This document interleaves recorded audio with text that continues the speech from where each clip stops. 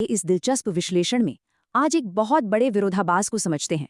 सवाल ये है, अंतर्राष्ट्रीय स्तर पर भारी उथल-पुथल के बावजूद भारत में सोने के दाम क्यों नहीं गिर रहे? जी हाँ, विदेशी बाजारों में भारी दबाव है, लेकिन भारत में दाम 1,48,000 से 1,51,000 के बीच बिल्कुल स्थिर हैं। ऐसा क्यों?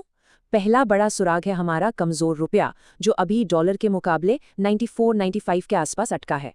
इसके अलावा रिजर्व बैंक ने हाल ही में 104 टन सोना वापस मंगाया है। ये एक जबरदस्त दीर्घकालिक संकेत है। और सप्लाई अप्रैल में सोने का आयात सिर्फ 15 टन रहा। ये पिछले 30 सालों का सबसे निचला स्तर है। अमेरिका ईरान तनाव के चलते सुरक्षित निवेश यानी सेफ हेवन के रूप में सोने की वैश्विक मांग लगातार तेज हो रही है। अब सबकी नजरें इस शुक्रवार पर टिकी हैं। अमेरिका के नॉन फार्म पेरोल और बेरोजगारी के आंकड़े आने वाले हैं। अगर अमेरिकी आंकड़े मजबूत रहे तो डॉलर चढ़ेगा, लेकिन आंकड़े कमजोर हुए तो सोने चांदी में भारी उछाल आ सकता है। फिलहाल अंतर्राष्ट्रीय स्तर पर सोना $4,640 के आसपास है, जबकि चांदी भी $75 के ऊपर भारी उतार चढ़ाव दिखा रही है। घरेलू बाजार को बड़ी गिरावट से बचाने के लिए सोने का 1,48,000 का सपोर्ट लेवल टूटना नहीं चाहिए। आज देखें तो सोने के सभी कैरेट और चांदी की दैनिक कीमतों में शांति है, कोई खास बदलाव नहीं है।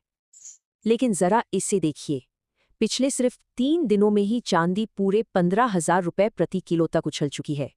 ऐसे उतार चढ़ाव में खरीदने से पहले हॉलमार्क जरूर जांचें और 3% अनिवार्य जीएसटी और मेकिंग चार्ज का हमेशा ध्यान रखें।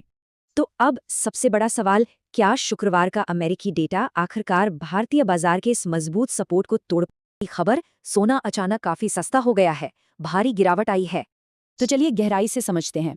मल्टी कमोडिटी एक्सचेंज यानी MCX खुलते ही दोनों धातुओं के दाम धड़ाम से गिरे। सोने का वायदा भाव देखिए, 1,51,111 रुपये से लुढ़ककर सीधे 1,50,860 रुपये प्रति 10 ग्राम पर आ गया। अब आगे बढ़ते हैं और देखते हैं, चांदी भी 2,50,934 के पिछले बंद से फिसलकर 2,49,760 पर आ गई। और ये साफ तौर पे दिखाता है कि बाजार में दोनों धातुओं के निवेशकों को कैसा तगड़ा झटका लगा है। अब जरा आज की कीमतों और चांदी के ऐतिहासिक लाइफ टाइम हाई लेवल के बीच का ये विशाल अंतर देखिए। हैरान करने वाला आंकड़ा, चांदी अपने लाइफ टाइम हाई से पूरे 2.07 लाख रुपया प्रति किलो सस्ती हो गई है। तो बड़ा सवाल है, बाजार की ये भारी गिरावट भविष्य के कमोडिटी निवेश के लिए क्या संकेत दे रही है?